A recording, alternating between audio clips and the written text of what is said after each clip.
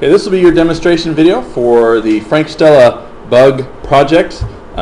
We took our notes this morning and we learned about Frank Stella as an artist. A little more background on him. He is an abstract expressionist. That's the name of the type of art that he made. And he did use lots of parallel lines in his artwork.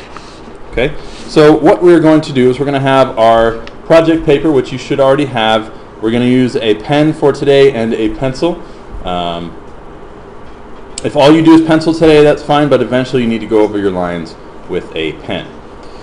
Okay, so just a little preview. This is not finished, but it is in process. So this is kind of the direction we are headed with this project. You see the bugs here.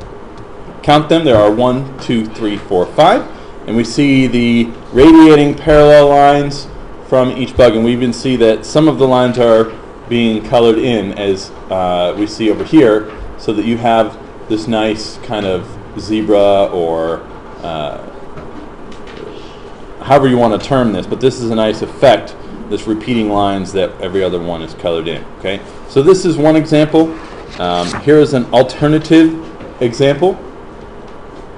Okay, again, 1, 2, 3, 4, 5 bugs. Okay, this bug is drawn in pencil, so this is how you will start your bug, and then you will trace them again in outline with the pen. So, pretty simple project, but it does have a nice effect when it's finished, and this does help us highlight the two terms that we are focusing on this 6 weeks: line and shape, because we see lots of both of those in the project. Okay, so this is what we're focusing on: line and shape. I want you to understand that those two things can be used to create lots of artwork. All right, so back to our project page. What are we doing today? Today we will be doing this. So I'm going to go through this with you. I tried to make copies, but it didn't quite work out. The copy machine was broken, but there are many ways to do the same thing. So we're going to go over this together.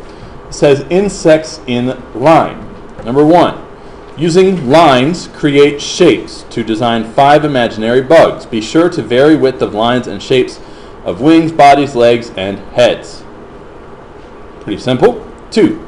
Draw the bugs with a pencil first. Don't just draw the bugs in a line. Place them all over the paper using various sizes of bugs. So you see there's a little graphic here. This one says boring, and it has the bugs all in a line, nice and neat. This one says exciting, and all the bugs are different here. I would go one step further, and if you look at these 2 examples that we have here, the bugs are coming on and off the paper. So you see the edge of the paper here. This bug is kind of crawling into the paper.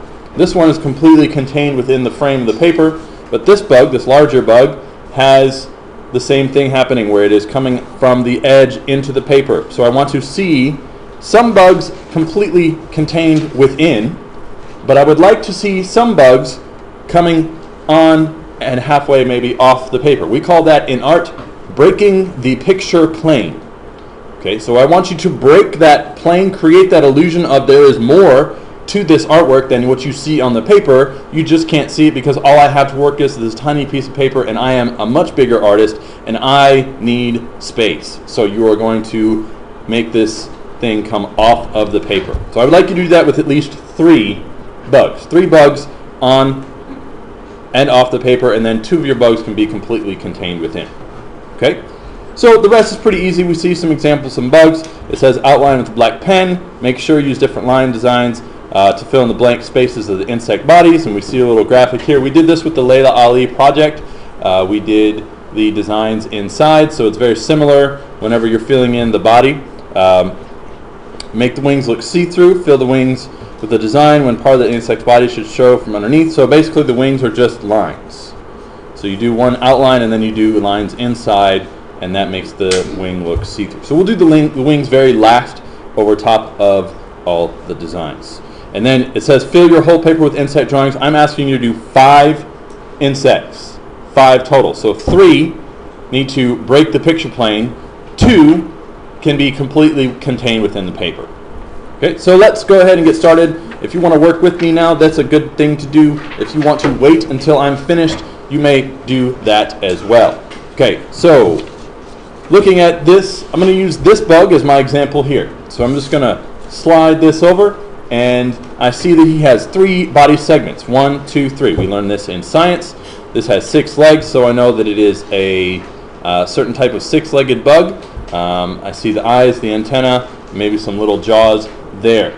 Okay, so very simply, I'm going to make a quick little duplicate of him to start. So maybe I'll put him this way right here. So I'm going to draw him so that he's kind of angled here. So I'll start with the middle body. That's this part here. It's difficult to see that, isn't it? I will work in pen first. You will be working in pencil to start.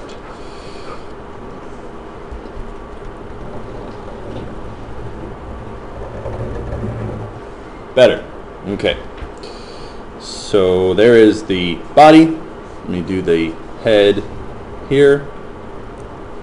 Add some eyes on either side. Finish this part up. Have some antenna coming here.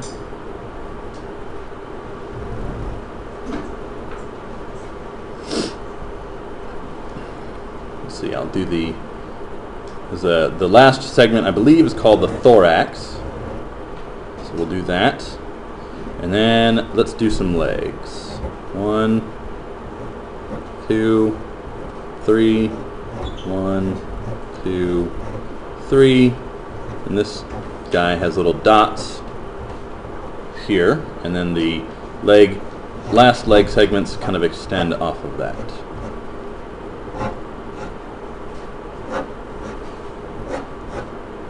Very simple.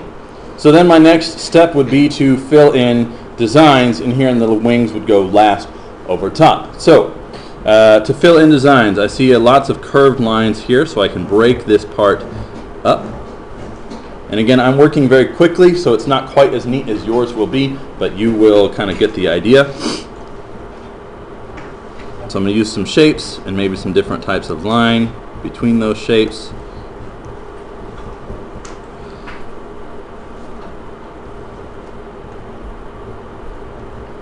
Just making designs.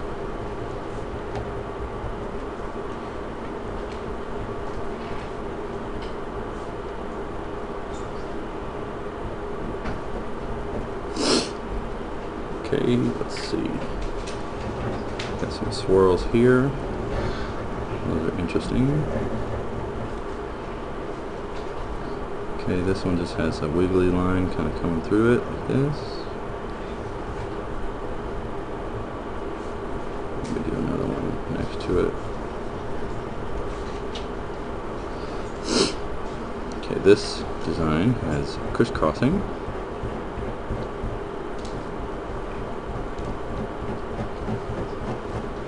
Okay, so I'll just continue to fill in here and here with designs. Okay, and then adding little designs inside the leg segments as well. The last step I want to do is going to be the wings, and you see the wings just kind of come just like this. And then inside the wings, all I have are these shapes that are just lines, so the wings kind of look see-through over top. Okay, so that would be one. Maybe I could add another bug coming right here. Maybe another one right in this area. Another one coming from this corner. So you kind of get the idea. Maybe I can add one more small bug right in there. So I can set my paper up so I have my bugs in all different areas and see which way they're coming. This might face this way. This might face this way. So just do 5 bugs, do the designs in each, and that will set you up so that you're ready for Wednesday. So I'll give you 2 days to get your bugs down. I would start with pencil. If you feel comfortable drawing first with the pen, you're more than welcome to do that. That means less erasing for you in the long run. Okay, so Wednesday we will revisit this and talk about how we're going to use color in here, if at all, and then we'll talk about how we're going to use the parallel lines to mimic Frank Stella's work.